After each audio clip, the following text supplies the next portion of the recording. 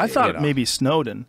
I thought Snowden would have been a very interesting one, but apparently what he said, and it made a lot of sense, was the difference between what Chelsea Manning did was Chelsea Manning was arrested, went through trial, was convicted, and then he pardoned her and commuted her sentence. That Snowden never faced trial. And so because he fled and because he went to the, essentially our enemy, to Russia, to live there, like you can't do that. No. Particularly when you... Again, this idea that somehow he kept all the material safe from the Russians just cracks me. And the Chinese. You spent time in Hong Kong, and I guarantee you step foot in Hong Kong, or certainly, they walk by your cell phone with a wand. Yeah, they know where your mom what the lives. fuck you've got. And this idea that somehow, Glenn Greenwald, who's an interesting cat. I'm not saying he's not, but Glenn Greenwald and somehow Snowden were going to beat the Chinese intelligence service and the FSB is. It might be a bridge too far, but so you'd have to have some pretty deep technological information to be able to do that. I mean, you have to really understand how those networks work, and maybe Snowden would be able to protect certain aspects of what he was talking about. But I think we have to remember, though, also he was not Lex Luthor. I mean, sort of the narrative got built up that he was a mastermind at NSA and high school dropout. He was an admin guy in IT. He was an IT admin guy who identified a weakness. Hey, fair go to him. He figured out a weakness in the systems and how to manipulate that. Not that someone can't be a high school dropout and be brilliant. Right, exactly. Yeah, but he was a high school dropout, isn't that? I believe that's correct. I think he got his GED. I mean, he was obviously a fucking genius. He's a super smart kid, but the whole thing. Yeah. The whole thing's very strange. It's very strange because on one hand, look, nobody wants their goddamn emails peered into constantly when they haven't done a damn thing wrong. When you think of a free country, you think, well, hey, I'm a free man.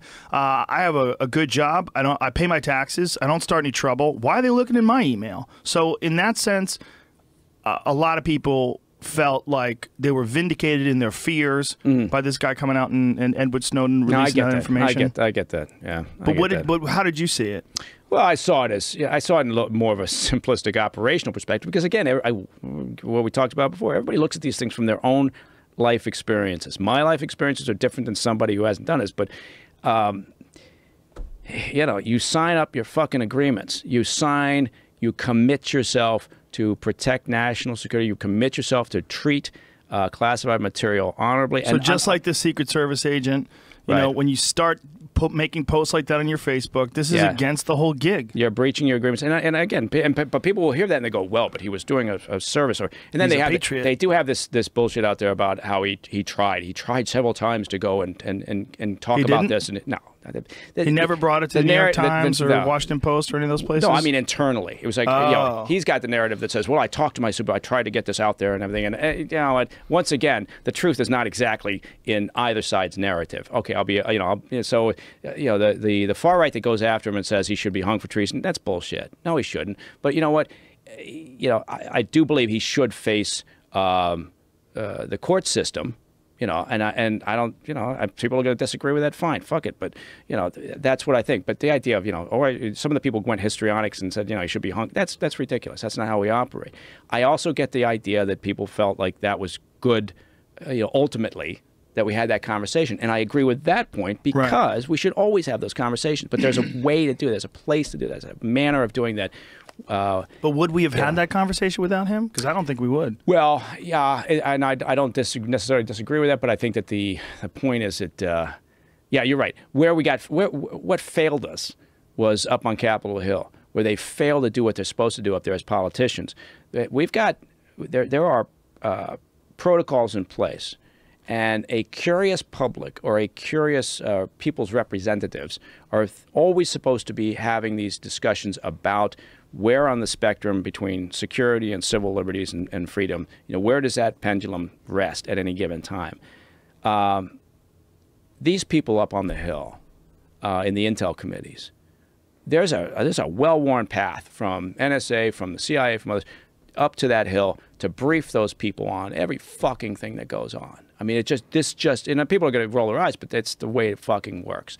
And so then there's also this game that gets played in Washington where they pretend like they don't know, and then they get outraged and they, stand up and say, "Well, I just saw them all angst-ridden." Horse shit. Those people didn't ask. They didn't pursue. They didn't ask the questions. They didn't demand that we have these discussions. internally and so I think, politicians in part drop the ball. They don't do what they're doing. The healthiest thing we can have, of course, are people up on the Hill who are constantly questioning the system, constantly talking about it, because you're right, and it's very important. You have to figure out where that goes. Now, another bomb goes off somewhere, and that pendulum's going to swing back to security, and people are going to say, fuck it, I don't care. Right. Check my shoes, do whatever the hell you want to. But, read my emails, just keep us safe, and particularly if it's a big incident, and God forbid. But that's why I guess my point being is that pendulum's constantly moving. Well, does that frustrate you, because that's where the conspiracy theorists come in. Whenever something goes on and there's any sort of a terrorist attack, conspiracy theorists jump in and say this is a false flag because they've been trying to erode our privacy and erode our civil liberties, and this is the way they do it. So instead of looking at it in a broad perspective, like looking at it saying, well, okay, is it possible that a terrorist act took place and now they have to tighten up security because of that? No. People automatically go to, no, they orchestrated the terrorist attack so that they could tighten up security, because it's this overall global plan to turn this into one world government. One world government, yeah. Well, I hope I get to be in charge of that one world government. That's all I can say. I would make a hell of a one world government leader. Do you think so? How would you do things differently? No, I would. I'm just kidding. I would hate to be in charge of one world. Could you imagine what a goat rope that would be? I wouldn't even want to be a mayor. In the New World Order? I wouldn't want to be a mayor in a town. Yeah. Being a mayor in a town, if you got a town of 10,000 people, you're going to have 4,000 that fucking hate you. Yeah. Right? Retail politics, I think, are the worst. Local politics and you see, in Idaho, hey, look, we're talking about Idaho again. Everybody's like, oh, for fuck's sake. But in Idaho, as an example, I can walk down the street in Boise and bump into the governor, lieutenant governor. We have a nice chat. They're great guys. I mean, they're great people, ranchers, and, they do this. And in Idaho, they do, there is a point to this story. I'll get to it in a second. But they have the legislature just in office for 3 months. They do all the work they need to do, then they get back to their damn jobs, right? Insurance broker, car guy, rancher, whatever it is. So it's kind of the way it should be, right? You don't need people governing you 12 months of the fucking year. It's not necessary. But see, I forgot the point of the story. But anyway, you've got this environment where you can watch the local politics. That's the point of the story. And you can see the congressman, because I'm on the flights with him all the time, and the Senator Risch, great guy. He's on the Intel committee, brilliant guy. But you see what they have to do to stay in office. Particularly the congressmen. They're always campaigning. They're always raising funds. They're always politicking. It's just, and you think that's pretty fucked up, And so that's why I'm a big fan of term limits, and a big fan of saying, you know what, there's nothing set in stone that says our congressmen, congresswomen have to be just 2-year terms, right? We did that in the old days because nobody wanted to be in D.C. because it was a swamp, and they had to get back to their farms and actually earn a living.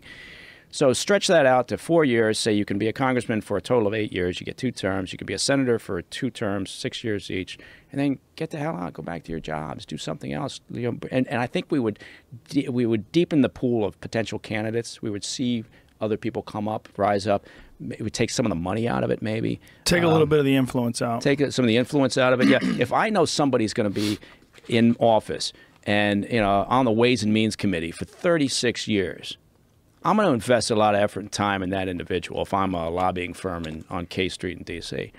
But if I don't, if that person's not going to be there, I'm going to, I'll figure out how to work the system, I'm sure. But it's going to at least shake it up a little bit. And I think it would take some of that money and influence out. But I don't know where I was going with that story. That was pretty boring. No, you were just comparing the difference between local politics, where people have an actual job on top of being a local politician. Yeah, I mean, look, it's a dirty business. As soon as you're in the business of governing people, you're in the business of controlling people, you're in the business of trying to pass laws that help the people that put you in power in the first place, and it just gets real squirrely. Yeah, it's a little dodgy.